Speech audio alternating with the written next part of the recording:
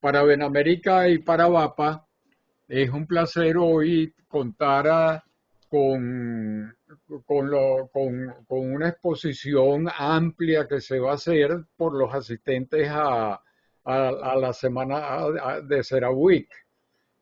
Los expositores me han pedido que no haga la presentación porque la presentación de ellos es un poco larga y entonces vamos a ahorrarnos el tiempo porque son todos conocidos. Jorge Sajía es el editor jefe de Petroleum y los editores asociados que van a exponer son Carlos Sánchez, Tomás Mata y Edgar Peláez. Adelante. Y como editor responsable de este webinar que vamos a presentar hoy, estoy altamente complacido.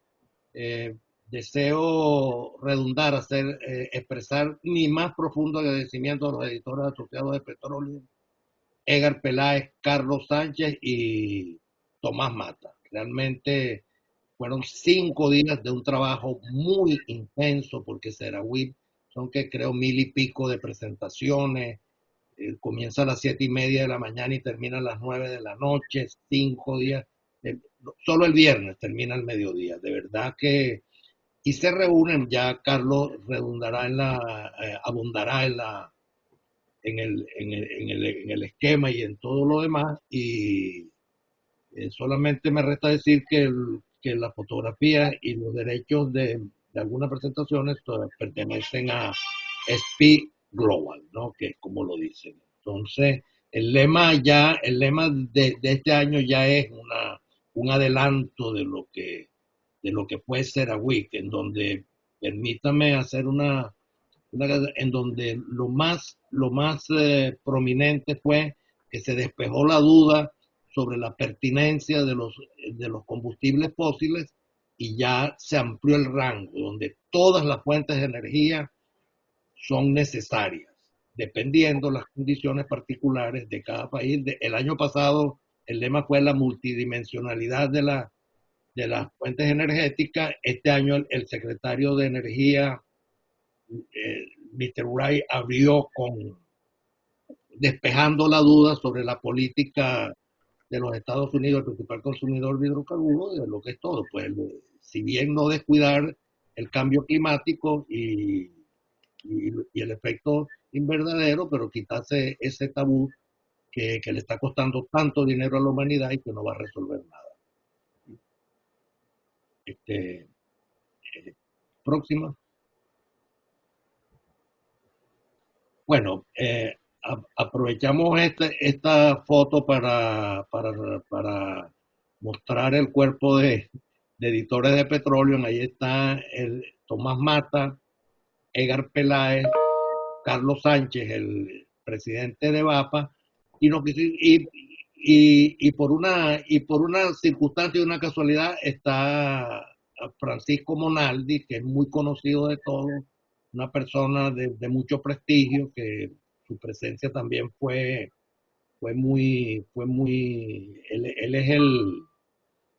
él es el encargado de la cuestión de Latinoamérica, energética de Latinoamérica, de la Universidad de RAI. Él es el jefe, un venezolano, joven y de una gran trayectoria, y está suscrito. Esto sirve para ratificar que este ha sido un trabajo periodístico muy profundo, muy ético, donde hemos respetado a, a los ponentes, no hemos hecho juicio de valor, y como comunicadores, repito, éticos, somos simplemente unos narradores del hecho, no sus protagonistas. Dicho esto, le paso la palabra a mi colega Carlos Sánchez, que va a continuar la exposición. Bueno, mire, yo voy a dar una breve descripción de CERAWeek. Voy a tratar de ser rápido para aprovechar el tiempo con la parte sustancial de la presentación, que es el trabajo que hemos hecho y que va a narrar luego Edgar Peláez. Para los que no conocen CERAWeek tiene 42 años de trayectoria. Se inició como una reunión anual de líderes en la industria en 1983. donde fundaron CERA, que era Cambridge Energy Research. Luego esto evolucionó y empezaron a reunirse, a entrar, a ingresar personajes de la geopolítica, la industria, de tecnología, y se convirtió en el tiempo en el evento que es hoy en día, que es un evento de 5 días. Se adoptó el nombre de CERAWeek y está adquirido por S&P Global. Los fundadores, Daniel Yergin, muy conocido por sus varios libros, y James Rosenfeld. La siguiente, Edgar. Este año, de nuevo, rompió el récord de los años anteriores. Se asistieron 10.000 personas aproximadamente, de los cuales eso incluye staff, proveedores, medios. Hubo 7.400 delegados, por lo que más o menos el staff, los proveedores y los medios están en el orden de 2.600. Es muy intenso, es una actividad, como dijo Jorge, comienza a 6:30, 7 de la mañana con desayuno y los primeros 4 días termina cerca de las 9 de la noche. O sea, hay 650 sesiones en esos 5 días, más o menos 160 por día. A pesar de que éramos 4 personas, muy difícil cubrir todos los temas y todas las actividades que se realizan. Más adelante, Edgar le va a detallar los diferentes temas que se tratan. Hubo 1.400 conferencistas, 89 países representados, 450 altos ejecutivos, nivel de CEO, etcétera, 80 ministros y funcionarios de alto rango, y este año estuvo un solo presidente, que fue el de Guyana, el presidente de Guyana, que dio una exposición durante uno de los almuerzos. Más de 2.000 compañías, 2.050 compañías, 142 socios, y CERAWeek se divide en dos partes, la parte de ejecutiva, de conferencia, y la parte de tecnología, que es Ágora. En el área de Ágora, la vamos a ver más adelante, hubo 200 emprendimientos, 234 startups.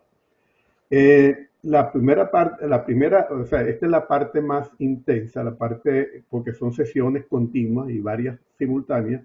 Ágora es un poco más fácil de atender porque son áreas de tecnología, ya lo vamos a ver, donde uno puede visitar, etcétera, etcétera. En el área de las conferencias ejecutivas, hay plenarias con los altos ejecutivos, personalidades destacadas, hay mesas redondas estratégicas. Estas mesas fueron muy interesantes. Hubo una sobre Latinoamérica, hubo una sobre minerales críticos, hubo una sobre regulaciones de valores gubernamentales sobre algunos países. Diálogos estratégicos, hay cenas, todos los días hay cenas con diferentes actores, y hay una zona de expertos donde se discuten tecnología, las tendencias que existen en este momento. El siguiente, Edgar. Además, hay programas de socios. CERAWeek tiene una serie de socios donde hay círculos de liderazgo, donde de nuevo se discute. Muchos de estos círculos a veces son de asistencia privada, donde solamente asisten los que están inscritos, son parte de CERAWeek. Hay conversaciones informales, durante CERAWeek hay enormes reuniones de todos tipos en salones especiales que se dedican para eso, entre socios, proveedores, empresas. Hay un programa de líderes para la gente joven, para Futura Energía. Las mujeres tienen su sesión, y hay un programa de desarrollo profesional. Este año hubo una sesión en Ágora sobre las nuevas generaciones, Next Gen, donde hubo una conexión entre el mundo académico, la industria, la tecnología, que fue bien interesante. Adelante. Esto en cuanto a la parte de sección ejecutiva. En cuanto a la parte de innovación Ágora, esta es la parte tecnológica. Inclusive, cuando uno asiste a CERAWeek, tú puedes pagar un cupo para ir a toda CERAWeek, que es bien costoso, o puedes pagar solamente para ir a la parte de tecnología.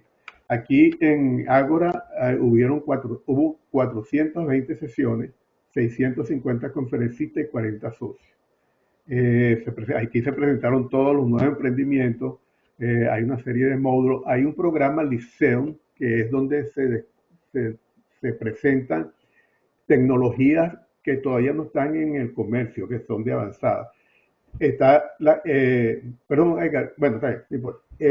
Y tiene dos partes. La Casa Ágora, donde están todas estas empresas que ustedes ven abajo, Aramco, AWS, Canadá, Office, Chevron, Louisiana Energy, Microsoft, Petronas, Environmental Defense, todas estas casas Ágora, tú vas allá y ellos te presentan sus tecnologías que están desarrollando, que están en el mercado. Y como dije anteriormente, esta zona de Nexus, de NextGen, esa foto es muy interesante porque ese es un ambiente abierto donde hay las pantallas que ven al fondo son presentaciones que están realizando diferentes eh, profesionales, académicos, estudiantes, y el resto del área es un área de conversación, discusión de una manera muy tipo startup. ¿Okay? Eh, sigue, y en Ágora hay sesiones donde hay diálogos estructurados sobre tecnologías emergentes y disruptivas con líderes de la industria y ecosistemas, innovadores, centros de ágora donde hay zonas dedicadas para compartir ideas y en todas estas sesiones hay un asistencia de los asistentes de CERAWeek que pueden interactuar, hacer preguntas, compartir ideas. Hay unos módulos muy cerrados, pequeños, donde los emprendedores muestran tecnologías específicas. Como ya le dije, el programa Liceo es un programa bastante confidencial, no todo el mundo tiene acceso ahí, donde se están desarrollando, se están presentando temas críticos para tecnología emergente, y el otro parte que se desarrolla en Agora son expositores con libros que están sobre temas del área de energía, y entonces reparten libros y los autores firman su libro. Este año Jürgen presentó su revisión de Price, el libro que escribió hace 40 años, y tiene una revisión y lo presentó, lo firmó y lo distribuyeron. Además, hay una serie de corredores en los pasillos. Todas las conferencias ejecutivas se desarrollan en el Hilton y todo Ágora se desarrolla en el George Brown, un piso del George Brown. En los pasillos de George Brown se instalan una serie de centros de demostraciones de soluciones, hay un corredor con las tecnologías, son módulos muy pequeños donde uno interactúa tú a tú con la persona que ha desarrollado software, tecnología, etcétera, y también hay una zona donde se hacen unos los almuerzos ligeros y uno comparte con los expositores. Y yo creo que eso es todo lo que tengo. Sigue la siguiente, Edgar. Ok, ahora le paso la palabra a Edgar Peláez. Bueno, muy buenos días a todos y Perdona un momentico, Edgar. Primero, cónchale, excelente tu presentación, Carlos. Me di cuenta de unas cosas que ni me percaté, eso que tuve los 5 días allí. Ahora viene la esencia, lo fundamental de lo que es, de lo que fue CERAWeek desde el punto de vista de un análisis muy somero y muy sintético de los 14 temas principales, porque en verdad, como bien lo recalcó Carlos, es muy intenso. Yo digo que un medio de comunicación para cubrir CERAWeek tiene que tener 20 personas, periodistas veteranos, dedicados a los 5 días a eso, porque es demasiado intenso.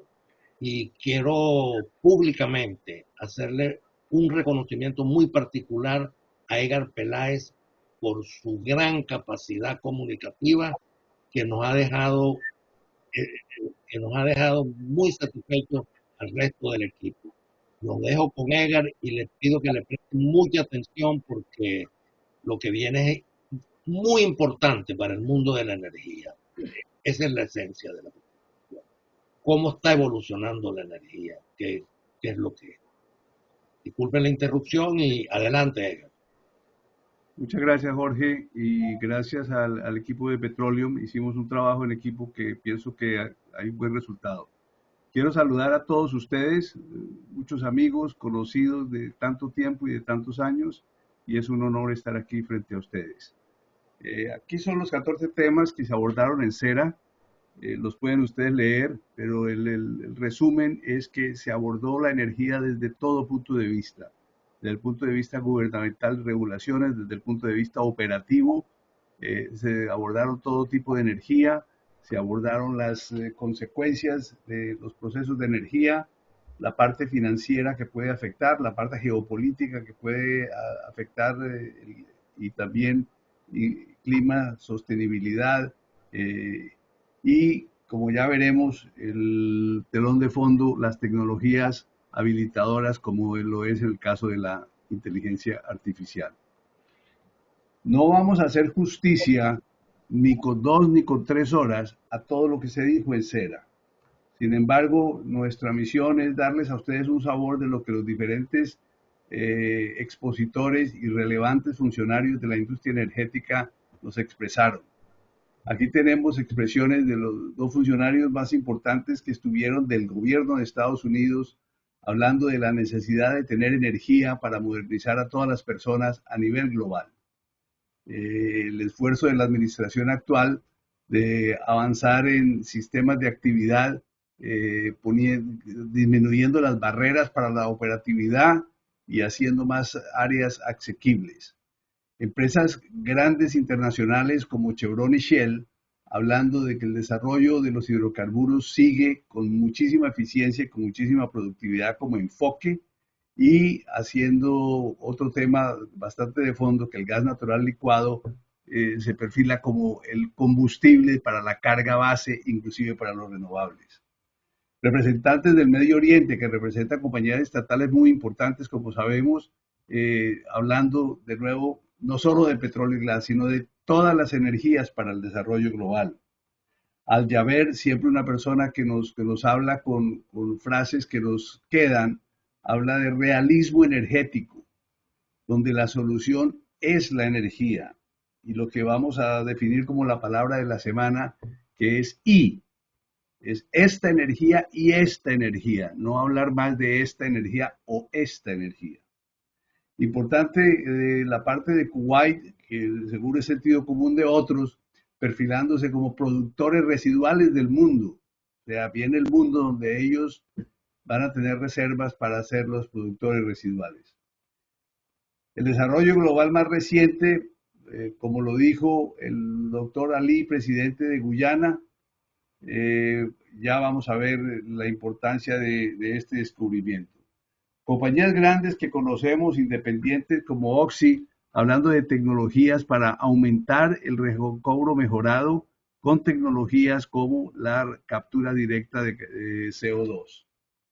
Entes regulatorios, diciéndonos la frase encuentro con la realidad, o sea, el realismo energético que se habla que habló Al Jaber del Medio Oriente, y cómo la inteligencia artificial y los centros de datos nos están aumentando la demanda.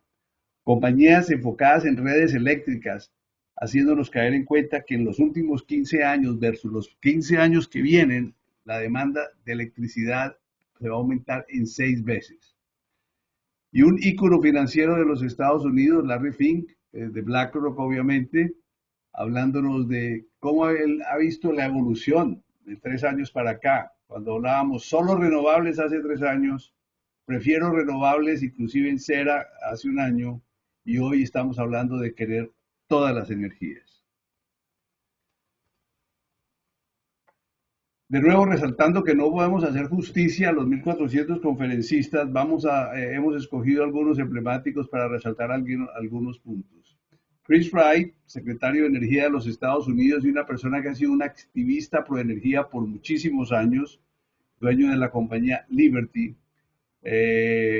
es ahora quien lleva la política energética de los Estados Unidos.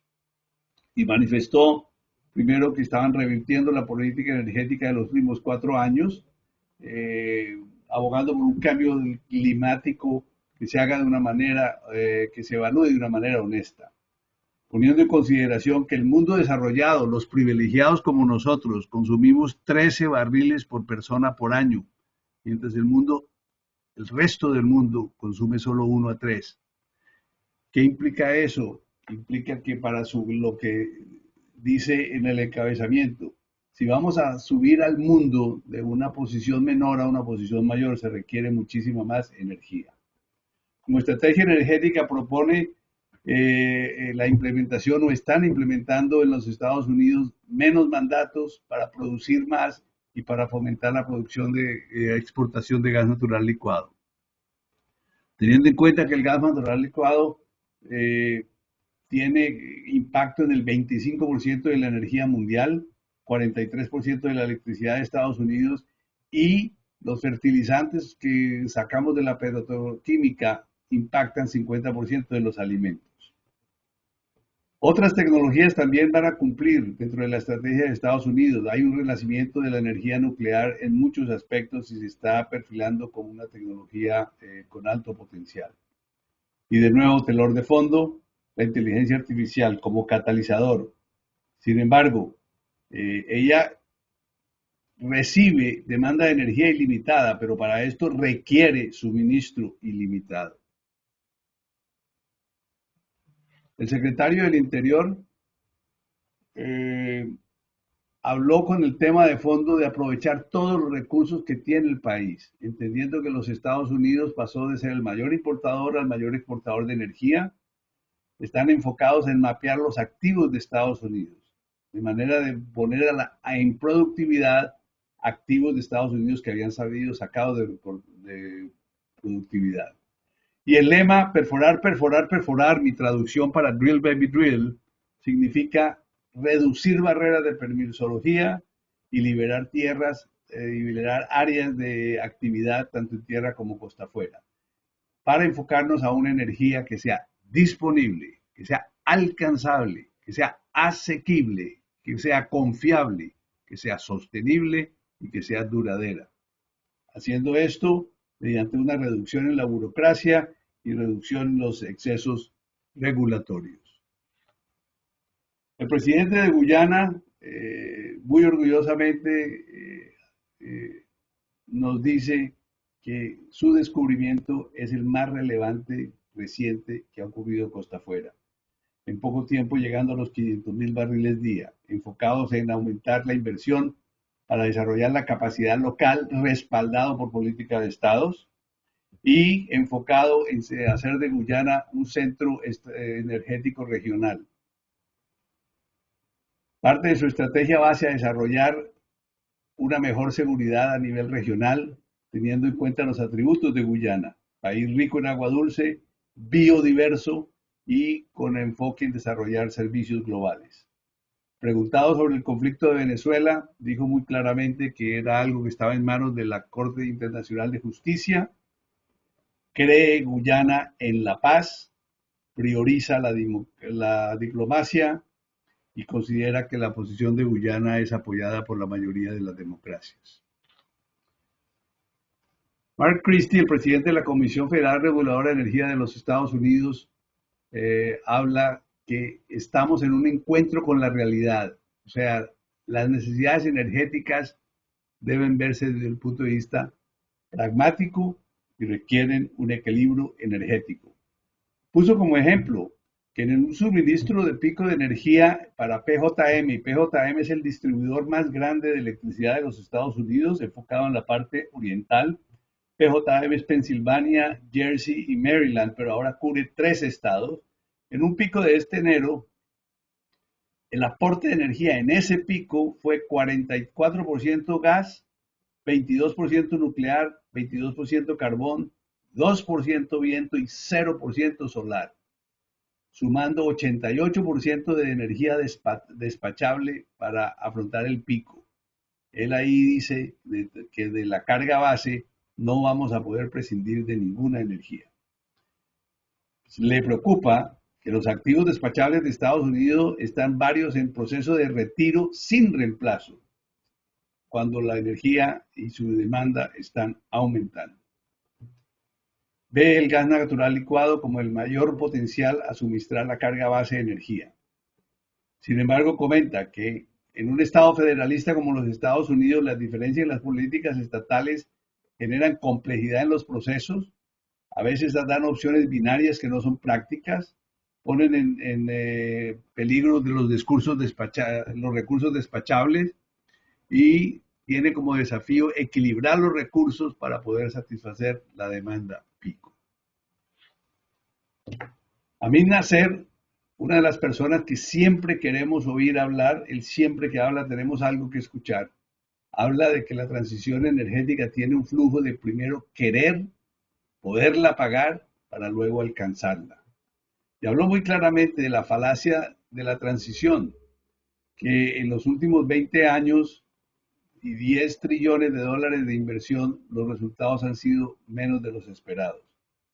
La energía convencional no será reemplazada de la noche a la mañana y la nueva demanda aún todavía no puede ser satisfecha por las energías renovables. Por ende, necesitamos todas las energías y ellas deben ser complementarias y deben atender al mundo desarrollado y subdesarrollado. El CEO de Chevron, Mike Wirth, reporta que la nueva administración definitivamente ha facilitado el reinicio del diálogo energético. Resalto de su conversación lo que él habla de la actividad en Estados Unidos. La cuenca de Permian que todos conocemos tiene una producción para Chevron de 1 millón de barriles por día y la cual está mejorando mediante eficiencia y productividad con un objetivo de 10% anual.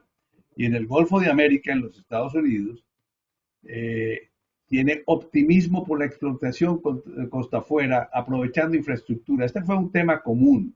¿Cómo podemos expandir los yacimientos costa afuera, enfocándonos en explorar cerca de la infraestructura existente de manera de hacer conexiones submarinas a estructuras que están ya existentes?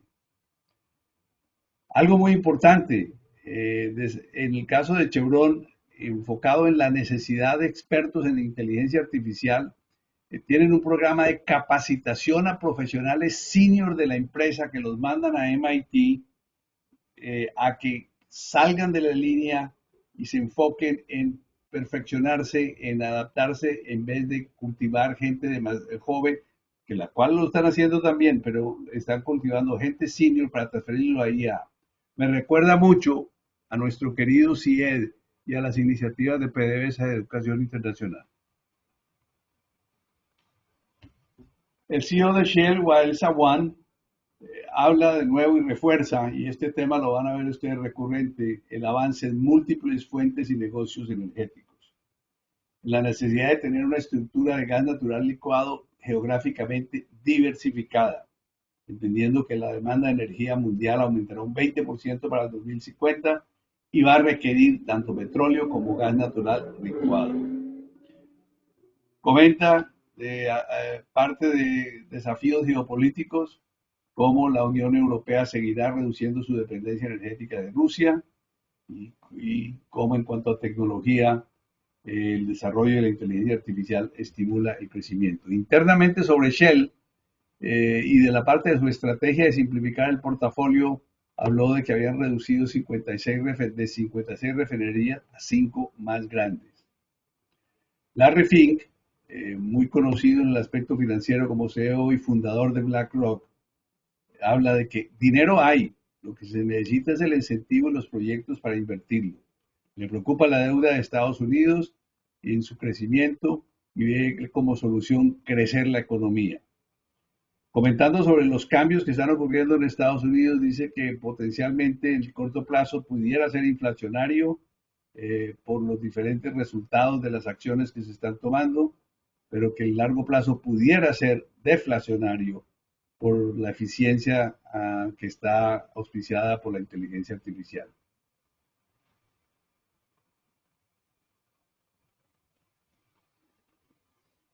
Al Jaber, no queda mal reiterar lo que ya habíamos hablado antes. Habló de realismo energético, habló de que la energía es la solución. Necesitamos todas las opciones energéticas, electrones y moléculas. Resaltó que en la COP se logró, y en las dos últimas COP se logró inyectar realismo, corregir una narrativa equivocada sobre el impacto y el valor de los hidrocarburos, que la energía no es el enemigo, y se corrigió un balance sobre estos conceptos.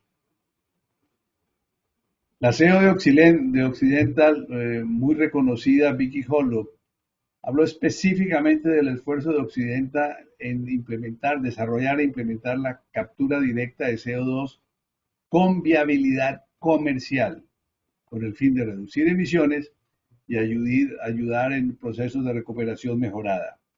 Esta tecnología, ellos adquirieron una compañía que se llama Carbon Engineering y ven que en 5 a 7 años estará disponible en cualquier lugar necesario para licenciarla y está desarrollando el interés de varias compañías. Habla en su visión de que Estados Unidos alcanzará un pico de producción de petróleo antes del 2030. El CEO de BP se enfocó bastante en hablar de la estrategia de BP, que fue redefinida a partir de su nombramiento. Reducción de costos, una transición enfocada y un crecimiento aguas arriba. En cuanto al impacto de la inteligencia artificial, ve la fusión de ingeniería con la ciencia de datos, lo cual le ha dado algunos mejoras importantes, por ejemplo, una planificación de pozos que pasa de más de 6 meses a días, y eso creo que lo podemos entender bastante bien. Meg O'Neill, CEO de Woodside, habló de la necesidad de comprender la demanda energética y enfocarse en cómo satisfacerla. Habla ella que, por ejemplo, Japón está proyectando por primera vez en mucho tiempo un aumento de demanda energética, por un lado. Por otro lado, el sudeste asiático es un buen ejemplo de lo que es la diversidad de necesidades en diferentes partes del mundo. Mientras Singapur está enfocado en reducir la huella de carbono, países menos desarrollados como Malasia, Tailandia e Indonesia están recién desarrollando su capacidad base. Kuwait Petroleum se perfila y se muestra y se presenta como un proveedor residual mundial en el futuro. Ven ustedes la evolución de su cuota de OPEP hacia lo que está produciendo hoy y a un futuro de 4 millones de barriles día con un pico en el 2035. Están explorando Costa Afuera como nuevo horizonte y esto para los exploradores en la audiencia, un primer pocito les dio 3.2 millones de barriles de reserva, un segundo pozo en otro campo, 2 billones, un tercer pozo, no dio el número, pero dijo que estaba prometedor. Bastante interesantes esos números. Parece como cuando estaba descubriéndose el Furrial. Almacenamiento estratégico para clientes selectos, bastante interesante. Kuwait tiene esta estrategia con Japón y Corea del Sur de hacer alto almacenamiento de hidrocarburos para colchón en momentos de crisis. Desde el punto de vista de redes de potencia eléctrica, ya hablamos de la percepción de John Pettigrew, donde la demanda aumentará en 6 veces en los próximos 15 años versus los anteriores. Y para él lo importante es que esta red pueda transportar los electrones sin importar su color y su origen, sean eólicos, sean solares, sean de hidrógeno azul, verde o gris. Todos puedan ser interconectados para poderlos distribuir y aumentar la eficiencia. Y le propone a los reguladores que se salgan de la ingeniería de detalle, que consideren permisos y den licencias para las anticipaciones de energía con el fin de agilizar el proceso. Una charla muy interesante del gobernador de Alaska, Mike Dunleavy, donde pone de telón de fondo que el gas natural es el combustible base del futuro y resalta Alaska por su potencial energético, su proximidad a Asia, gran consumidor y cliente para gas natural licuado, y las ventajas que eso le lleva al Estado. Resaltó que la orden ejecutiva integral de la presente administración liberó recursos para avanzar proyectos disponibles, levantando más de 70 restricciones y desbloqueando actividades en petróleo, gas y minerales. Propone desde el punto de vista regulatorio que pueden haber estándares, deberían haber estándares federales para todo el país, pero que la ejecución y el manejo sea a nivel estatal. Y destacó el avance del oleoducto de 800 millas, una planta en realidad es un gaseoducto de 800 millas que va hacia el oeste de Alaska, un tubo de 42 pulgadas que en 2 o 3 años podrá dar la la actividad para exportación. El CEO de ConocoPhillips, Ryan Lance, reporta que ve acciones positivas para la agilización de proyectos de petroleros. Piensa que el petróleo pudiera tener una tendencia baja a los precios en el corto plazo, sin embargo que la demanda sigue subiendo.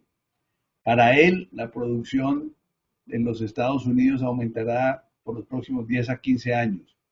Pues hay resalto que es diferente al pronóstico de Vicky Holub de Occidental. Ve que la cuenca de Permian en los Estados Unidos va a alcanzar un pico en los próximos años y tendrá una meseta. Lo importante es con tecnología y operación gestionar su declive. Y la gran cantidad de gas natural licuado que se espera salga de Estados Unidos va a hacer que los Estados Unidos puedan establecer lo que es el nivel mínimo de precios. Patrick Pouyanné, CEO de Total Energy, se ve optimista en que todas las formas de energía van a ser necesarias. Sin embargo, en base a las prioridades de su empresa, ahí está pausando algunos proyectos en el corto plazo de energía no renovable. Él, como muchos otros ejecutivos, opinan que si hay reducción en la incertidumbre, el clima empresarial va a mejorar.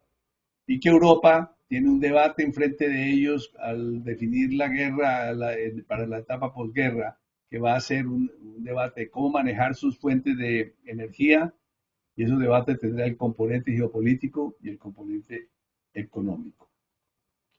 Ricardo Marcús, CEO de Tecpetrol, habló de que Argentina y el nuevo gobierno están muy enfocados en solucionar los desafíos estructurales de la industria, reduciendo regulaciones para desarrollar los grandes recursos que tiene Argentina con miras a 1.5 millones de barriles por día, unas reservas de 20.000 millones en petróleo y 300 TCF en gas. La CEO de Petrobras, Magda Chambriard, resalta los amplios recursos y el potencial para diversas energías que tiene Brasil, proponiendo que su trabajo esté enfocado en generar una transición energética justa, que no hay un solo camino para la transición y que esta debe ser adaptada a cada país. Están expandiendo la exploración en aguas profundas, como todos sabemos, el gigante del presal ha producido y producirá muchísimo, sin embargo ya está llegando a esa etapa de madurez y ellos están enfocando en las aguas ecuatoriales para exploración en aguas profundas. Opina que la región de América Latina se puede beneficiar con una integración regional del gas, donde Brasil tiene una parte importante que aportar como demanda. Brasil es fuente y sigue siendo fuerte en bioenergía, el cual compone hoy 15% de su matriz energética. Gustavo Vaquero, connacional de todos ustedes, nos hace la pregunta, ¿por qué los recursos de gas en Brasil, México y Colombia tardan tanto a salir del mercado? Propone que la América Latina debería hacer una competitividad, hacer sus cuencas regionales competitivas por cuenca, y ofrece como ejemplo lo que se hizo del Mar del Norte, Reino Unido, Noriega. Opina que América Latina tiene amplios recursos, la comunidad es abierta a la industria de hidrocarburos y tiene un recurso humano altamente calificado. Como le digo, podemos hablar muchísimo más, pero hicimos un recuento de lo que hicimos lo más importante para darles un sabor de qué fue lo que se habló. Y en las conclusiones generales de la conferencia, en cuanto a políticas energéticas de Estados Unidos, están claramente dentro de una agenda presidencial que va a promover el desarrollo de combustibles fósiles y minerales con menos regulaciones y agilizar los permisos de proyectos energéticos y mineros. Existe y seguirá existiendo un debate sobre el cambio climático. Los Estados Unidos como administración está promoviendo el aumento de la producción de combustibles fósiles, minimizando el impacto en el cambio climático. Y sin embargo, empresas como Saudi Aramco, estatal, y Chevron, privada, abogan porque de todas maneras debemos tener políticas climáticas consistentes y a largo plazo para combatir las emisiones. Algunas preocupaciones de la industria petrolera. La administración de Estados Unidos está promoviendo un dominio energético Sin embargo, se comenta sobre incertidumbre regulatoria que pueda tener un posible impacto negativo en los precios debido a la fluctuación de las políticas. Telón de fondo indiscutible, la inteligencia artificial, enfocada en optimizar operaciones. Empresas como WIPI la están utilizando para optimizar sus procesos de mechas de perforación y prever problemas de pozos. Devon para eficiencia de perforación, lo cual le ha redituado 15% de mejora. Chevron utiliza drones donde analiza operaciones y reduce los tiempos inactivos. Y en el Golfo de América, la inteligencia artificial está aumentando la evaluación de datos sísmicos. En la proyección petrolera, Occidental pronostica un pico de petróleo antes del 2030, mientras ConocoPhillips lo ve entre el 35 y el 40. La Administración de Información Energética de los Estados Unidos prevé para el 2005 13.6 millones de barriles de petróleo y 13.7 para el 2026. Sin embargo, acota que ve un crecimiento desacelerado porque la bolsa y los inversionistas están exigiendo rentabilidad versus aumento descontrolado de la actividad. Importante la cita de Daniel Yergin, cuando hemos hablado y vamos a hablar ahora de conclusiones de varias energías. Para atender el desafío de la energía, se requiere la energía más importante de todas, la creatividad humana. Adicionalmente, tenemos algunos otros comentarios de cierre y algunas citas notables. En cuanto a geopolítica, el marco importa. El cambio de reglas genera incertidumbre. Se resalta el valor de las interdependencias y las asociaciones. Buscar de que 1 más 1 sume 5 o sume más de 2. Las órdenes ejecutivas que hemos visto en los Estados Unidos necesitan apoyo legislativo, ya que como órdenes ejecutivas tienen fragilidad y pueden ser cambiadas fácilmente. Sin embargo, independiente de lo que está ocurriendo, el mundo necesita unos Estados Unidos que sea predecible, lo cual en este momento no es tan claro. Opinan que los Estados Unidos no debe ver todo como un problema internacional, no debe ver todo problema internacional como un acto de terrorismo para cambiar su política. Y que los programas de ayuda a nivel global para los Estados Unidos deberían ser importantes para poder ejercer influencia. Varios comentarios sobre el fenómeno de despoblación. Se habló de que el 75% del mundo está creciendo por debajo del nivel de reemplazo y eso pudiera tener consecuencias. Se coincide con la mejora de la eficiencia y la fluidez regulatoria que afecta a todos los proyectos y la planificación.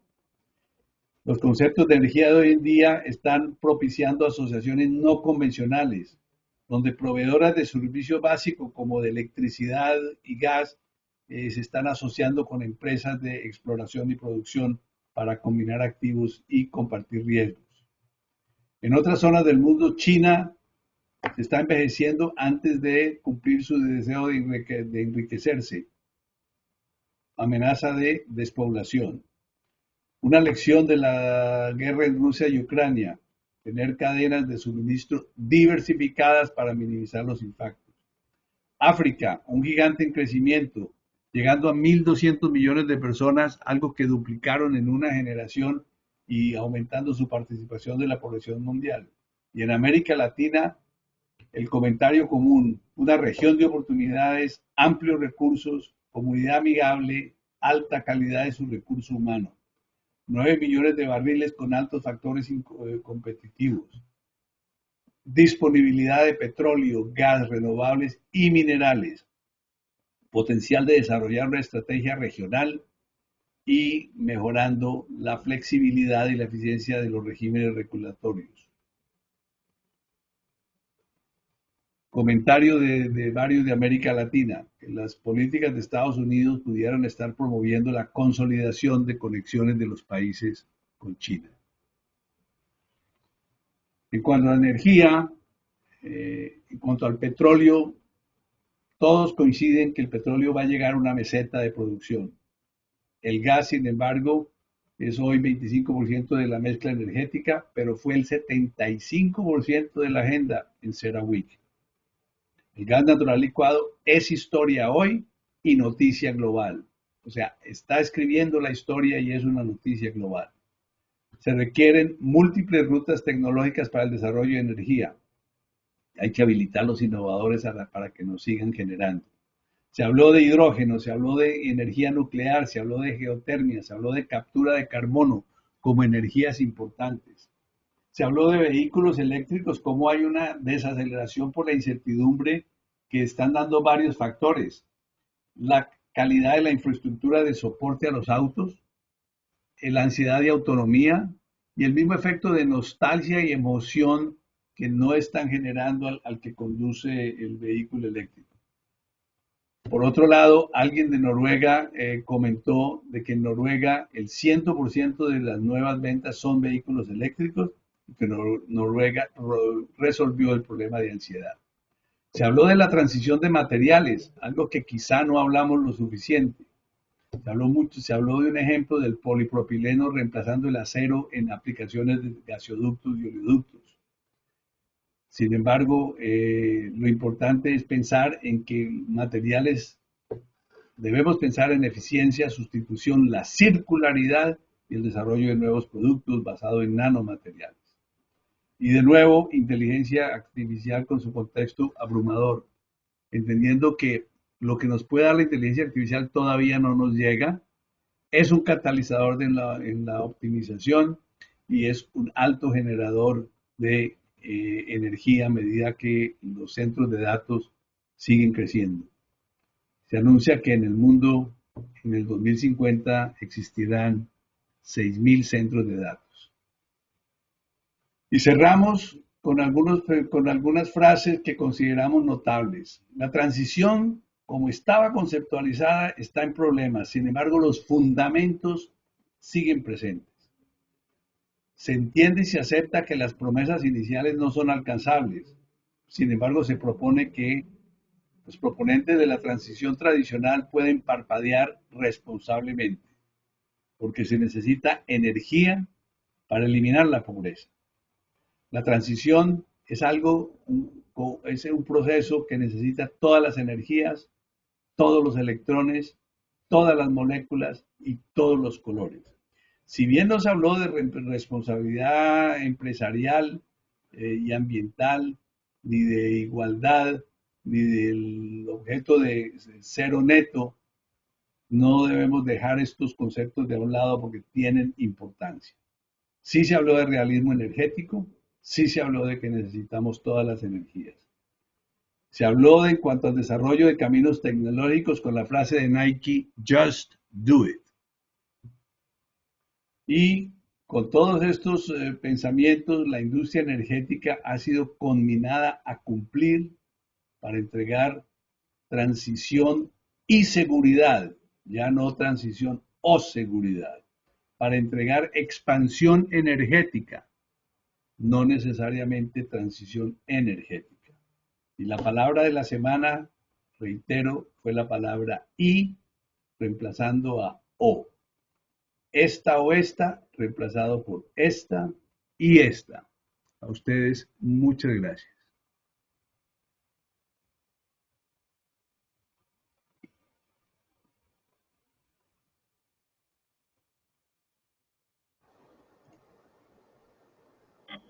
Excelente, excelente tu presentación, Edgar.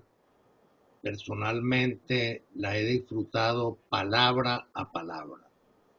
Espero que esa ha sido la impresión que causó en la audiencia.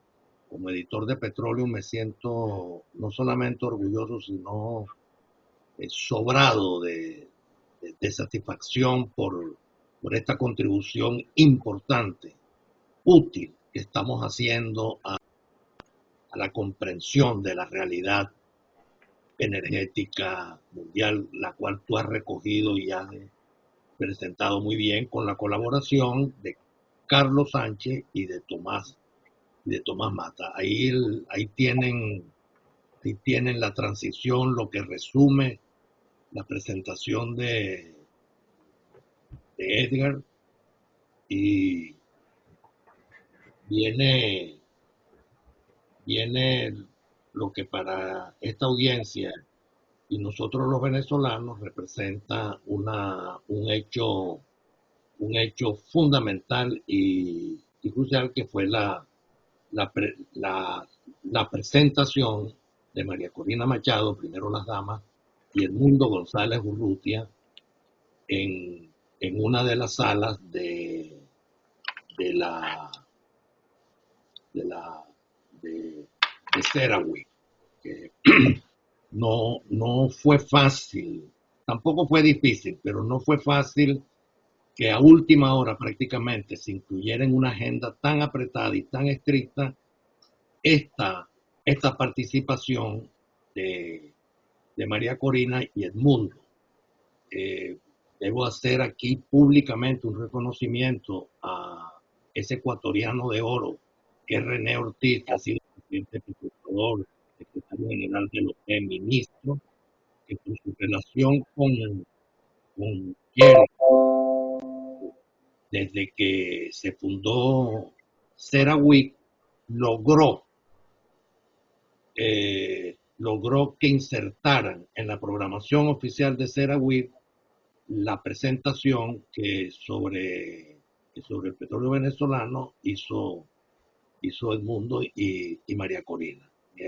Hay que reconocer que participaron activamente en la elaboración de esta síntesis que duró 8 minutos. Evanán Romero, la presente aquí en la sala, o ya se retiró, y Humberto Calderón Verde. Ellos pasaron una cosa, y María Corina y Edmundo, el nuevo gobierno de Venezuela, estuvo representado por Juan Fernández y Rafael Alfonsín. La frase básica aquí es que Venezuela proyecta su futuro y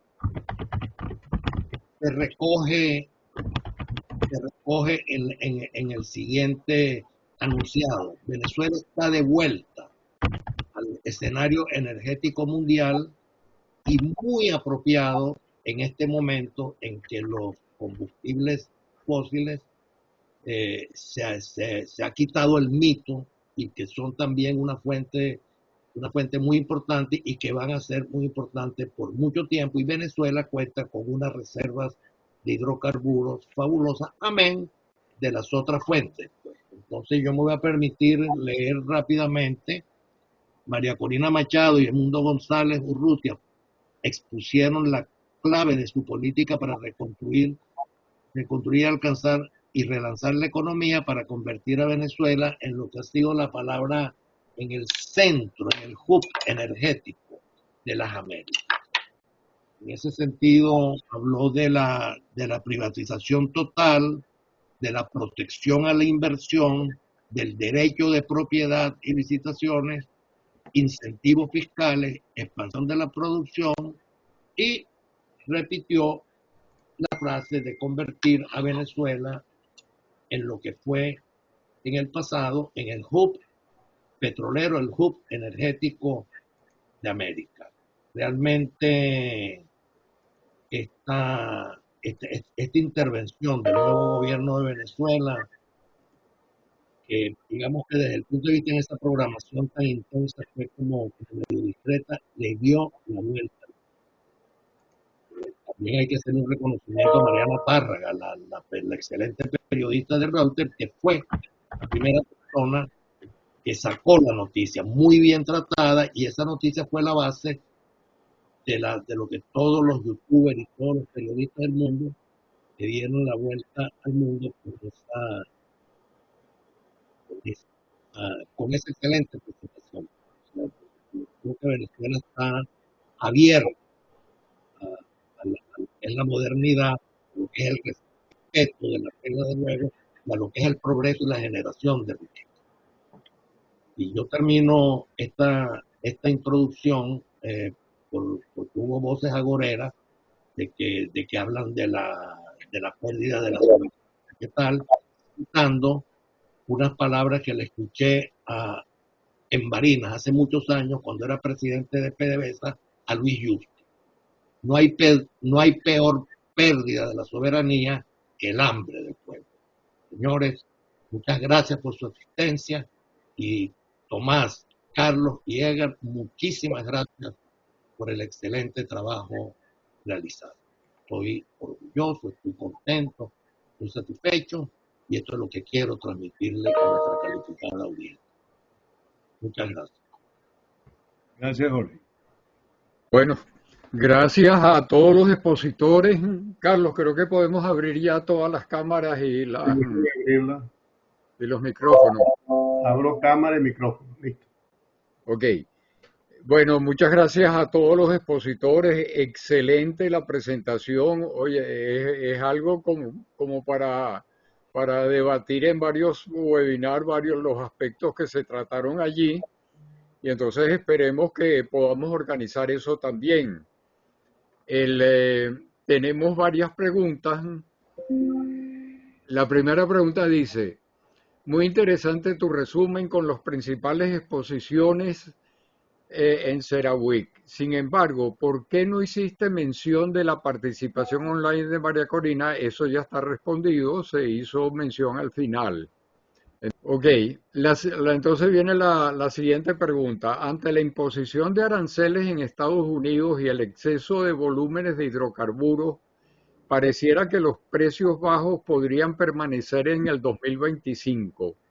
¿Cuál podría ser el mejor escenario para la empleabilidad en el sector de hidrocarburos dentro y fuera de Estados Unidos? La situación actual en México, Colombia y Venezuela nos muestran que el desempleo se acelerará con escasez de inversiones directa e indirecta en el sector de petróleo y gas. ¿Será que la situación del sector se expande a los Estados Unidos? Mira, yo creo que para responder esa pregunta la respondo con lo que está saliendo en las noticias en estos 2 últimos días. Falta por verse. Pudiera ser especulativo dar una respuesta hacia un lado o hacia el otro. No hay una certidumbre en este momento de cuál va a ser el impacto real de las tarifas. Hay visiones encontradas. Entonces, especulando cuál podría ser el resultado, no me atrevería a hacerlo en este momento. No sé si mis compañeros tengan una visión diferente, pero esa es la mía. Yo puedo hacer un comentario no referente a la situación actual. De la situación actual estoy de acuerdo contigo. Es muy temprano para saber cuál va a ser el impacto real. Pero voy a hablar un poquito de los últimos meses. Lo que yo he estado viendo en Houston, sobre todo en las petroleras y en otras compañías. Realmente el último año. Hay una necesidad de que los ingenieros de petróleo, geólogos de oficio, se reinventen un poco. Y he visto que muchos, por ejemplo, tengo experiencia con gente del área geofísica que han tenido que ir y recertificarse en manejo de datos, en inteligencia artificial. O sea, tienen que reeducarse un poco para poder insertarse de una manera más fácil en el mercado actual. Yo personalmente estoy sorprendido de la cantidad de desempleo que hay a nivel de toda la industria. Quizás alguien de los que están trabajando puede hacer algún comentario, nos cita por ahí, Francisco. Pero lo que ha estado pasando es que después del COVID, muchas de estas empresas despidieron mucha gente y están sobretrabajando el personal que queda. Entonces, yo te lo digo por experiencia familiar, las personas de mi familia que están trabajando 14, 16 horas diarias. Y no dejan de trabajar porque tienen temor de que los despidan. O sea que hay una situación realmente un poco irregular. Pero sí he visto que muchos de los jóvenes en el área, sobre todo de geofísica, se han reinventado yendo a buscar certificaciones en data management, analítica de datos, inteligencia artificial, etcétera, etcétera. Su profesión base más esa educación adicional. En Estados Unidos, no sé en Sudamérica realmente qué está pasando. No sé, Tomás, si tú tienes algún comentario, si puedes hablar. Lo que pasa es que Tomás está ahorita en Dubái, en un café, por eso es que no ha hablado. Ok. ¿Me perdonan eso? Okay. No sé si está por ahí Francisco. Francisco, ¿estás ahí? Francisco estaba. Yo sé que Sí, aquí estoy. ¿Tú quieres Aquí estoy. hacer un comentario? Bueno, en general, todo el mundo ha tenido que reinventarse. Los ingenieros nuevos de petróleo están expertos en las nuevas tecnologías y ya en su mayoría ya ah, se meten a todos los programas de computación y ya son programadores en general, pues. No expertos programadores, pero están bien entrenados en eso, especialmente los más viejitos. Tenemos que acercarnos al manejo de data, porque todo ya no es tanto estadísticas puntuales, sino que se maneja, ya las compañías tienen exceso de data y más bien es cómo manejan la data, cómo unifican la data, y para todo se está utilizando el machine learning. Los más viejitos los mantenemos corrigiendo, los programas ya se hacen automatizados, pero entonces nosotros vemos dónde está la falla y los corregimos, pues. Los más viejos ya estamos para lo que llaman aquí QA, QC. Y en verdad es el uso masivo de la tecnología, y el que no se monta en el tren ya va están despedidos.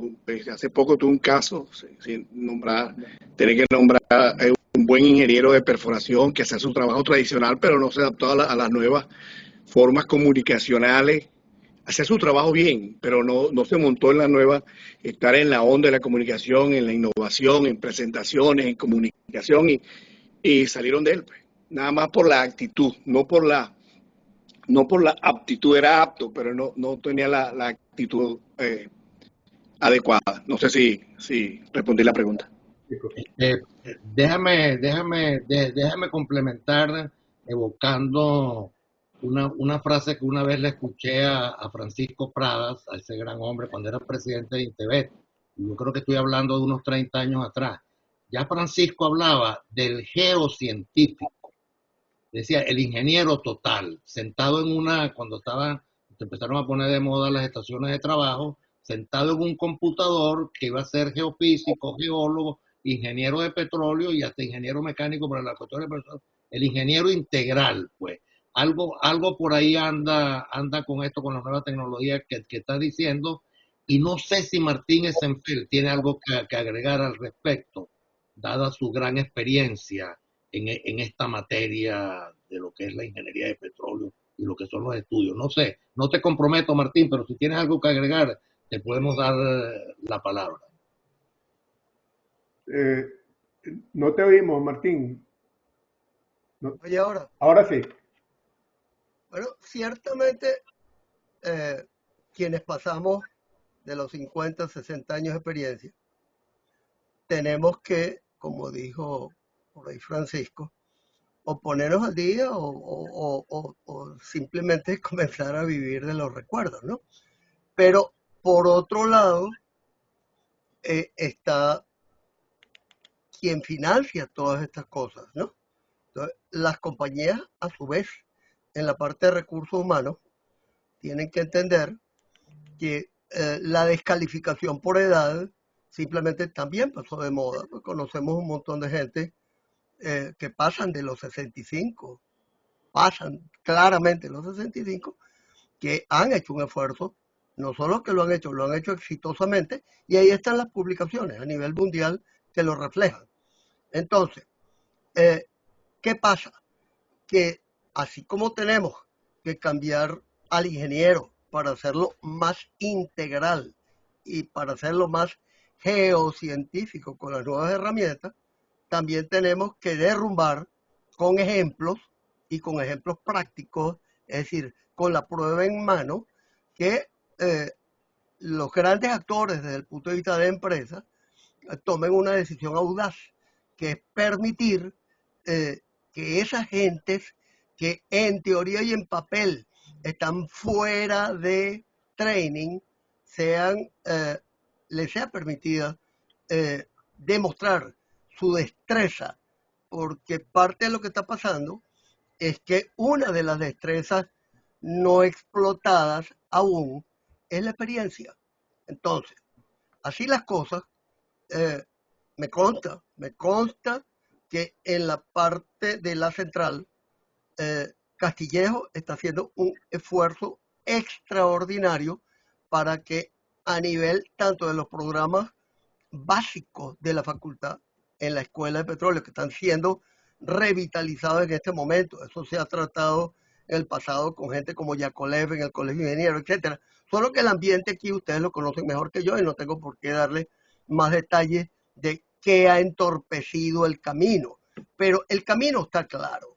Tenemos que hacer un esfuerzo para que de lado y lado el que va a ser empleado y el empleador entiendan que se puede hacer un mix estratégico de experiencia con destreza de los jóvenes para formar en la primera de cambio, mientras hacemos que todos los gente ya fuera de edad adapten las herramientas nuevas, los nuevos que manejan las herramientas y creen que se las saben todas, utilicen a su vez y formemos un equipo, una mezcla. Creo que gentes aquí, como Tomás, como Claudio, como muchos otros, están haciendo un esfuerzo importante para integrar equipos mixtos de gente revitalizada, bastante mayor, con jóvenes inexpertos, para que en equipo hagamos la transición hacia el ingeniero geointegrado. Y eso es todo lo que yo le puedo agregar. Se está haciendo tímidamente aquí, mucho más activamente en otras partes, pero ese es el camino. Mira, un comentario adicional. Cuando uno asiste al evento este de Ágora, dentro de CERAWeek, uno se da cuenta del potencial que existe no solamente en Estados Unidos, en todas partes del mundo, de la combinación, como dice Martín, de personas con experiencia y jóvenes con la tecnología nueva y formaciones de emprendimiento, pequeños emprendimientos. Ahí tú ves, yo vi por lo menos 15, 20 en el corredor ese que le di de Ágora Tecnológico. Tú ves dos personas, una persona con experiencia, una persona joven con un emprendimiento X, de cualquier tipo, que da utilidad, y es una manera también de que la gente pueda generar ingresos. Y las empresas están utilizando sus emprendimientos. Eso lo ve uno en los salones donde presentan los diferentes temas. O sea que esa es otra opción. O sea, no solamente empleo en empresas, sino también pequeños emprendimientos. Inclusive aquí en Houston hay varios hubs de ese tipo. El Next Gen, la salón que les mostré, es el tipo de emprendimiento donde la gente trabaja 2, 3 personas, un experto, una persona joven, o sea, y hacen empresas pequeñas que dan un servicio especializado en X área que le interesa a otras empresas de mayor tamaño. Esa es otra opción que hay de generar ingresos para los jóvenes y para los adultos. Excelente tema el que están tratando, y aquí también ahí está Pepe Regueiro y Julián Salazar, que también son expertos, no vamos a decir expertos, pero que se han dedicado mucho a la educación, y esto lo podemos dejar para la sobremesa, porque en verdad es un tema interesantísimo, y la charla que nos dio Martín, bueno, imagínate, pues, o sea, además que nos estimuló. Cuando uno presenta su currículum, Martín, lo que ven es la fecha de nacimiento, y ya uno ni de portero, ni de guachimán, porque se queda dormido. Sí. Eh, pero bueno, hay otras preguntas, Eduardo, porque yo también tengo una pregunta que hacerle a Edgar, pero aprovechando este de ser... Espérate para las preguntas más adelante. Vamos a terminar. Sí. Pero sigue, Eduardo, con tu rutina, por favor. Bueno, la siguiente pregunta es, se mencionó Venezuela y su potencial cuando caiga la dictadura. ¿Qué opinión mereció la presentación de Edmundo González y María Corina Machado y la presentación del equipo que estuvo presente en las reuniones, Juan Fernández y compañía? Realmente la intervención de María Corina y Edmundo le dio la vuelta al mundo. Sí causó un impacto, si no un impacto general en el auditorio, porque no lo pudimos captar, pero estoy seguro que la gente que está en el negocio, los CEO de las grandes empresas, los que viven de vender petróleo y gas, sí, sí le prestaron atención, sí se fijaron en una cosa que podía estar olvidada, porque realmente Venezuela ha desaparecido de los escenarios petroleros mundiales, del OTC, de esa cosa, hace mucho tiempo. La última vez que yo vi una persona fue un empleado de segunda, tercera categoría de Citgo que lo mandaron a Serahui, por ejemplo, ¿no? En el año 2014, por allí.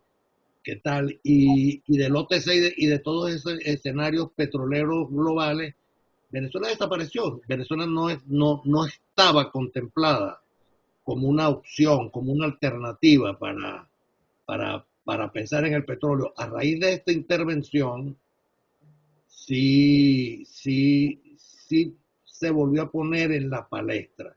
Y estoy seguro que eso va a coadyuvar a que las cosas en Venezuela se pongan en orden, porque esa es una gente que también tiene mucho poder y con toda esta apertura petrolera que está viendo, que ya se quitaron el mito de tal, van a de una forma u otra, o sea, en vez de negociar en condiciones tan adversas como ahorita, van a negociar con un gobierno serio, con donde se respeten las instituciones, donde se respeten las leyes, en donde se promueva la riqueza general, que eso es lo que se está planteando. Esa es la opción que tiene Venezuela y eso va a llegar y esta gente a quien le llegó el mensaje de María Corina y Edmundo van a coadyuvar a eso. El cambio radical que ha tenido el gobierno norteamericano de tanta presión, lo que necesita es apoyo, porque el gobierno no se lo puede echar, no se lo puede, no se puede echar, digamos, ese cacho de agua solo, pues, y ahí va el continente. Pero había otra parte de la pregunta que no me recuerdo, Eduardo, la parte que tiene que ver con los representantes No, bueno, era sobre todo si la presentación qué impacto tuvo. Yo quisiera hacer un comentario, Jorge, si me lo permite. Eh, yo he tenido la oportunidad de asistir a los últimos 3 CERAWeek, ¿no? Y una de las cosas que siempre me llama, y otros eventos aquí en Houston, en Rice, en varias partes, y una de las cosas que siempre me llama la atención, y siempre he hecho preguntas y nunca me responden, es dónde está Venezuela. Y los eventos de este año, hubo 3, 4 eventos de Latinoamérica, no aparece Venezuela. Yo creo que esta actividad de María Corina y Edmundo, esta actividad que se logró colocar dentro de CERAWeek, abre una oportunidad para que nosotros nos preparemos para un próximo CERAWeek y no ir con una presentación política, sino ir con una presentación un poco más técnica de lo que es Venezuela. Cuando hice la encuesta de CERAWeek, ahora que nos mandaron, me preguntaron qué yo quería ver en CERAWeek y yo puse que debiéramos ver el potencial real de Venezuela independientemente de la parte política. Entonces, yo creo que aquí hay una oportunidad para que nosotros, porque Serahui ya comenzó la preparación para el año 2026. Ellos trabajan un año, eso no es que lo hacen al fin. Esa gente empieza a trabajar 2 semanas de descanso y empiezan a trabajar de nuevo. Yo creo que vale la pena buscar de una manera que ya tenemos grupos más institucionalizados, preparar un expositor que asista a Serahui y hable de Venezuela. ¿Okay? Hay muchos que pueden ser, pero yo creo que es necesario. O sea, así como Vaquero ha estado 2 o 3 veces en Serahui. Yo en todas las sesiones estaba, en esta última no logré ir porque era muy temprano y no me dio tiempo de llegar, pero el año pasado yo estuve en la sesión y ahí hay preguntas y pregunté que podrás hacer un comentario sobre Venezuela, no respondieron. Entonces, yo creo que falta un vocero que no tiene que ser ni del gobierno de Venezuela, sino de los petroleros de Venezuela, de la parte potencial energética de Venezuela, que pueda tener la ascendencia de presentarse ahí y hablar sobre Venezuela.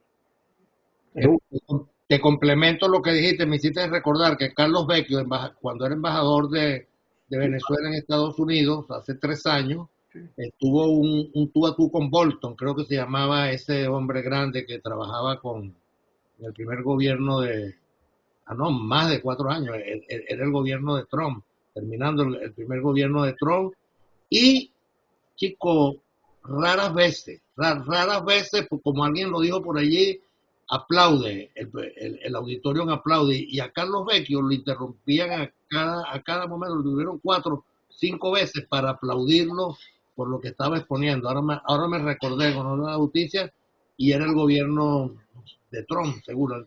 Yo digo 3 años, era 4, 5 años atrás. Sí, eso fue. Bueno, adelante, Eduardo. Ok. Felicitaciones a los expositores, especialmente al doctor Edgar Peláez. Percibo que no se dio la fuerza a la captura de gases agrios. ¿Podría elaborar más si se trató algo al respecto? Edgar, yo tengo la respuesta. Adelante, Carlos. No fue que asistí ni nada, sino la busqué en ChatGPT para que sepan. Aquí dice, durante CERAWeek se abordó el tema de los gases agrios. Thiozen, THIONZN, una empresa derivada del MIT, presentó una tecnología innovadora que transforma los desechos de gas agrio en hidrógeno de bajo costo y bajas emisiones. Esta tecnología ofrece una solución sostenible para la gestión de desechos en la industria de petróleo y gas, contribuyendo a la reducción de emisiones y a la producción eficiente de hidrógeno. Yo creo que si se puede buscar la empresa Thiozen, ir al website, seguramente la tecnología está descrita ahí. Yo no tuve eso porque no es de mi, vamos a decir, no es de mi interés inmediato, pero ChatGPT me ayudó, me acaba de ayudar, pues yo vi la pregunta. No, y complemento, Carlos, diciendo que definitivamente se habló de muchísimos temas en CERAWeek y en Ágora, y en realidad, independiente de lo que presentamos, no podemos hacerle justicia a todo lo que se discutió, pero quisiera pedir excusas por eso, pero es una realidad, no es fácil cubrir todo el tiempo. Sí hubo el cubrimiento que habla Carlos y hubo también de otras partes de captura de carbono, de cambio de hidrógeno, sí se mencionaron, y si alguien tiene algún interés especial, con el mayor gusto le buscamos detalles. Gracias. Y reforzando lo que estás diciendo, porque nosotros enfocamos, y particularmente tú, enfocamos de toda esa densidad de trabajos de CERAWeek, nos enfocamos en lo que representa más interés para esta región, pues para América Latina y América, y por supuesto que no se hizo justicia, como tú bien dices, Edgar, a todos los temas, sino a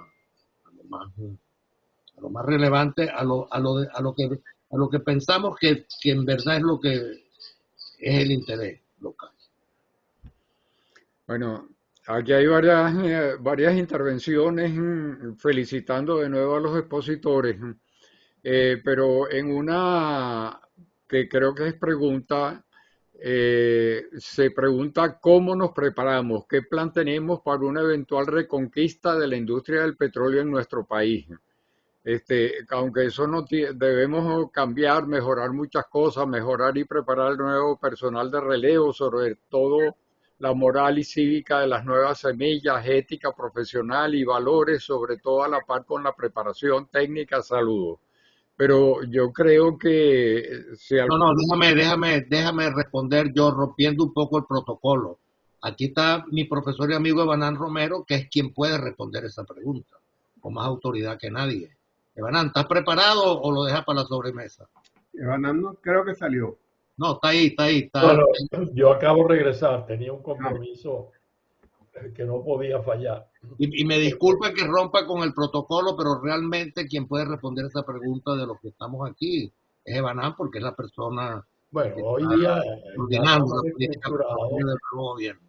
Estamos estructurados después del discurso y la fijación de posición de María Corina en el CERAWeek, donde definitivamente y sin titubeo dijo, no tenemos otra opción, vamos a privatización, las fuerzas privadas son las que nos van a permitir recuperar la industria, no tenemos los recursos como ni el tiempo para poder buscar una solución de reforma de esto.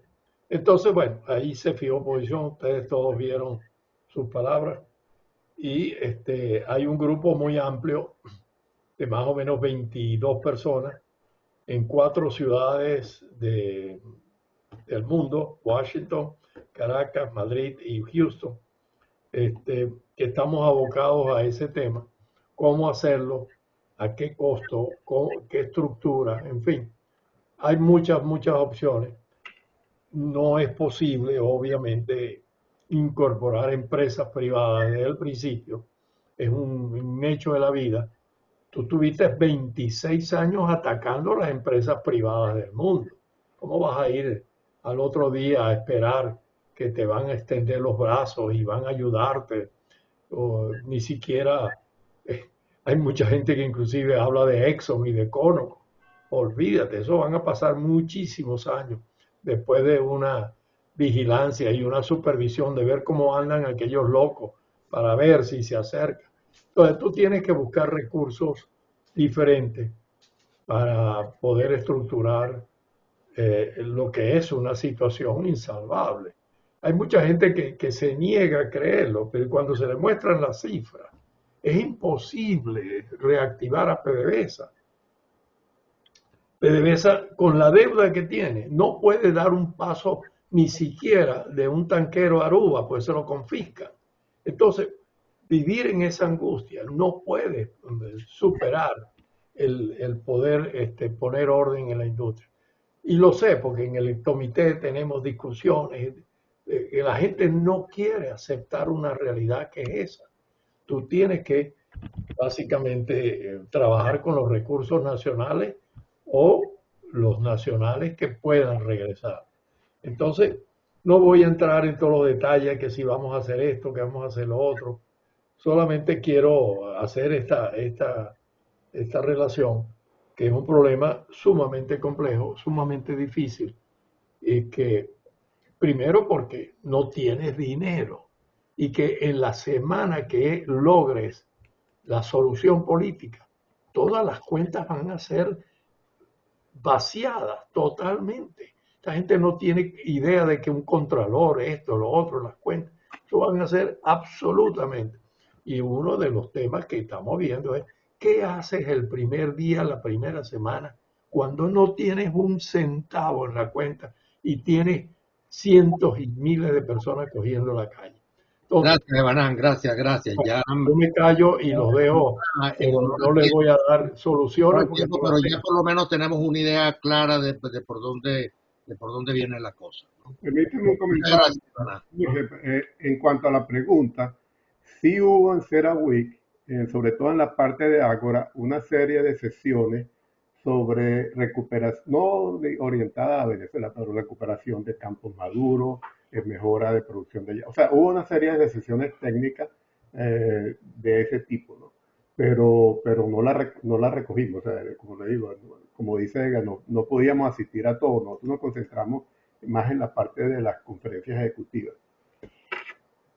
Carlos, yo creo que quizás vale la pena aclarar a las personas que no están familiarizadas con estos webinars que sí hay una serie de planes que se han elaborado desde el plan táctico de emergencia hasta todos los demás planes que van al mediano y más largo plazo y que prevén el incremento de producción, etcétera, etcétera. El sector energético realmente tiene una gran cantidad de planes y tiene una gran cantidad de convergencias en cuanto a cómo afrontar el problema cuando se den las condiciones propicias. Entonces esa parte yo creo que podemos discutirla en la sobremesa.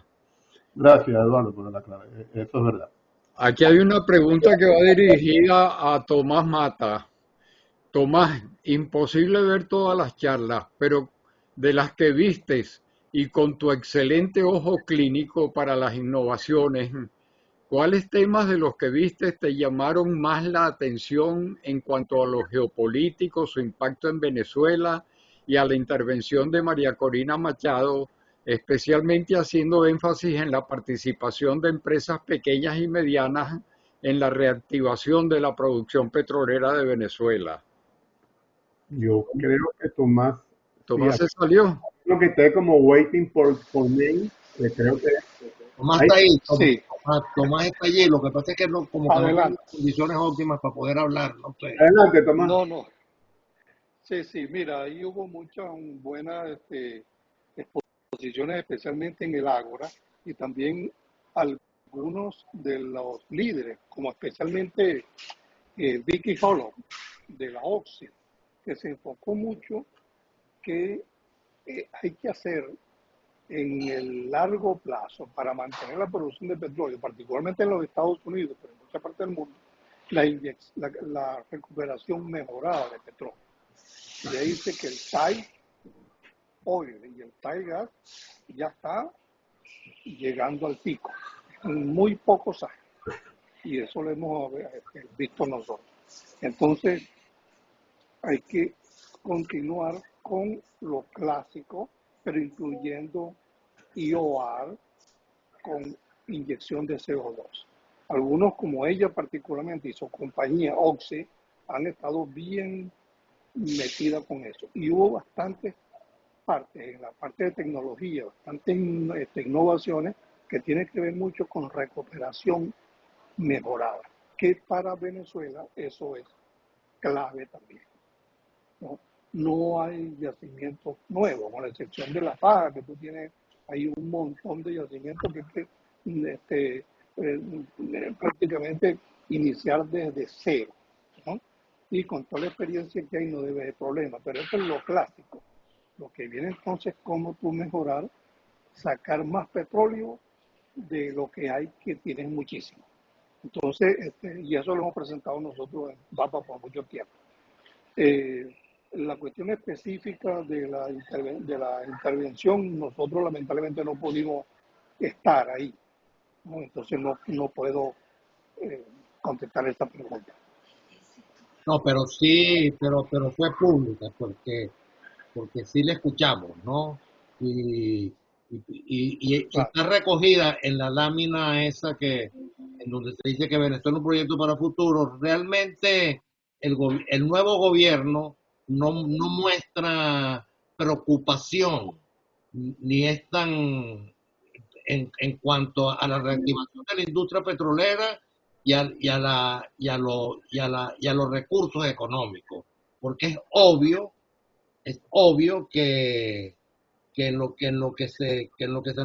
lo que habla el nuevo gobierno es de la privatización total. Ok, esto es una corriente nueva de la protección a la inversión, de los derechos de privatizaciones, de los incentivos fiscales, de la expansión y de la expansión de la producción. Obviamente que María Corina y el mundo tienen planes muy concretos para que esto sea así, y no ven el futuro tan negro, tan oscuro.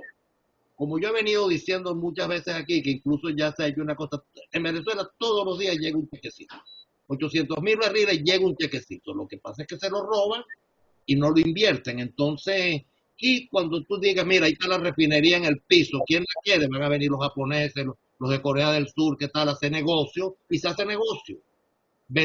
Reactiven la refinería, reparen la refinería, vendan la gasolina y nos pagan los impuestos y se llevan su ganancia. Pues, o sea que si vamos a seguir mirando el puntico negro en el pizarrón blanco, entonces no vamos a avanzar. Yo creo que llega el momento también de dejar dogmas, sobre todo dejar intereses personales que ya no aplican, porque aquí no hay nada que repartirse, aquí no hay una botella de ron vacía y dos borrachos peleándose por ella.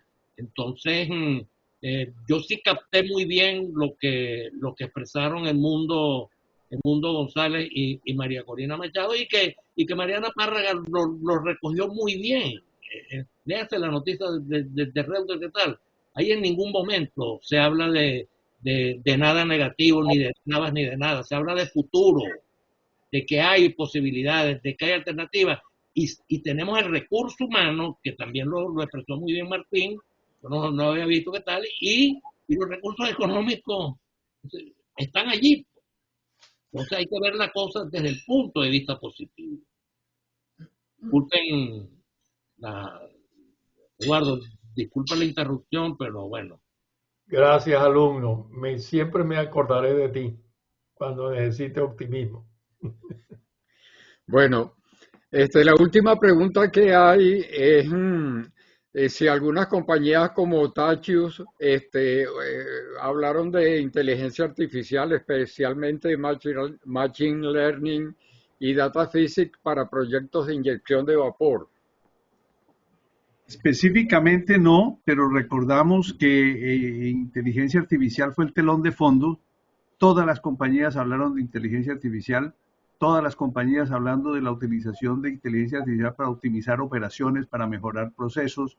Entonces, ese telón de fondo, ya inteligencia artificial se está dejando de hablar como tema independiente y es un prerequisito de cualquier operación, de cualquier proyecto, de cualquier iniciativa. Ok.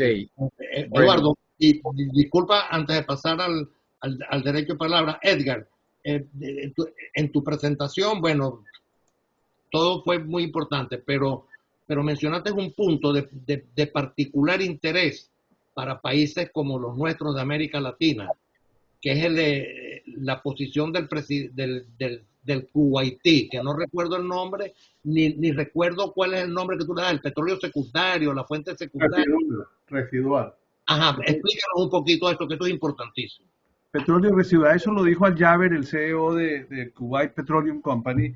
Es la primera vez que escucho ese planteamiento, o sea, ya perfilándose de que al final, por volumetría, y ustedes, compañeros de yacimiento, lo saben mucho mejor que nosotros, el volumen de petróleo se va a acabar en algún momento en algunas partes.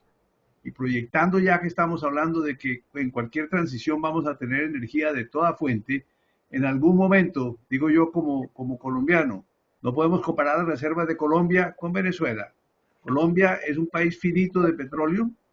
Venezuela es un país infinito de petróleo. Entonces, países como Venezuela, las cuencas costa afuera de Brasil, comparado con, sumándole los recursos que tiene el Medio Oriente, van a ser los productores residuales. Cuando se acabe el petróleo en el resto del mundo, él está planteando a Kuwait como una parte residual. ¿Pudieron no pensar que en América Latina Vaca Negra con la parte masiva de no convencionales será residual? No lo sé, pero ese es el concepto. Espero haber contestado tu pregunta, Jorge. Bueno, con esto finalizan ya las preguntas del chat. Vamos a pasar al derecho de palabra. Fue el de Kuwait al Saad, algo así, pero. Al Jaber. No, ese es el de Al Jaber es el del otro, el de Kuwait es al Saad, creo que sí, pero no importa, es intrascendente. Okay. Pero gracias por tu explicación muy pertinente y muy oportuna. Bueno, vamos entonces a pasar ahora a la sesión de preguntas. Recordemos que en este espacio es por 1 minuto nada más el derecho de palabra y es estricto. Entonces, por favor, hagan preguntas específicas sobre los temas tratados en la charla. Tiene la palabra Julián Salazar. Adelante, Julián. Ok, ¿me oyen? Sí, sí. Ok, no voy a hacer preguntas, sino lo que voy a hacer es un comentario de mucha satisfacción por la excelencia de esta conferencia que resume prácticamente la mayor parte de la idea que se llevó a cabo en esa conferencia de CERAWIC. Y digo muy satisfactorio porque ya veo que está bajando el pensamiento anti-oil and gas, esa ideología nefasta sobre la política antipetrolera que la expresé aquí en muchas conferencias y que veo que ya está en el I, es decir, las energías renovables y las de petróleo y gas, las fósiles. Y también me satisfizo mucho por la participación de María Corina Machado, y Edmundo González, nuestras autoridades electas, para dar a conocer la política petrolera venezolana. Tiempo, Julián. Afortunadamente ha sido excelente esas presentaciones, tanto las que explicaron ustedes como la participación de María Corina y Edmundo González la misma. Gracias por ello. Ok, tiene la palabra Jorge Cancoff. Eduardo, bueno, voy a utilizar el privilegio de ser, Aprovechando. pues voy a aprovecharme de ti, pero es que aquí hay un comentario de Alexander Marín, el cronista del Big Show, que compite con Claudio en Sapienza Beisbolística, que me gustó este comentario que hizo Alexander, sobre todo conociendo de quién viene. Excelente sumario del CERAWIC. Ha sido una recopilación magistral donde se expresan claramente los diferentes mensajes de la comunidad energética empresarial. Mensajes muy ajustados a la realidad mundial, con la proyección de sus lineamientos, que son los protagonistas actuales y los escenarios futuros. Agradecimiento íntegro. Recoge realmente el sentimiento, Alexander. Gracias, Alexander. El cronista del Big Show. Bueno, tiene la palabra Jorge Cancoff. Bueno, muy buenas tardes. Primero, bueno, excelentes las presentaciones, como siempre se hacen en estos webinars con mucho profesionalismo. No, yo no tengo una pregunta, sino una aclaratoria con respecto al personal. Lástima que no está Héctor Riqueses aquí presente, pero a través de Benamérica, desde hace años, hay una lista de personal, desde las nóminas ejecutivas hasta las diferentes posiciones, que están dispuestos, o que estamos dispuestos, porque ahí me incluyo yo, a regresar a Venezuela, porque indudablemente estoy de acuerdo con Evanán, es irrecuperable, pero para poder tener empresas que estén interesadas en las actividades de PDVSA, primero hay que poner al día. Y no solamente gente de afuera, adentro hay una gran cantidad de gente con experiencia que están ahí y no están de acuerdo con lo que está pasando allí, pero están trabajando, y esos operadores y gente de mantenimiento, eso no los vamos a conseguir porque están allí. Lo que necesitan es gente que los dirija, gente honesta y gente responsable. Ese es mi comentario. Ok, gracias, Jorge. Carlos, creo que podemos cerrar y pasar a la sobremesa. Vamos a pasar a la sobremesa. Bueno, gracias, Jorge, Tomás, Edgar, y me doy mis gracias a mí mismo. Yo creo que fue una buena recopilación. Trabajamos mucho esta semana, aunque usted no lo crea. Tuvimos 3 sesiones intensas. La última fue ayer de 4 horas para ponernos de acuerdo con los temas. O sea, que realmente fue un trabajo de equipo. Y magistralmente liderizada por Edgar, ¿no?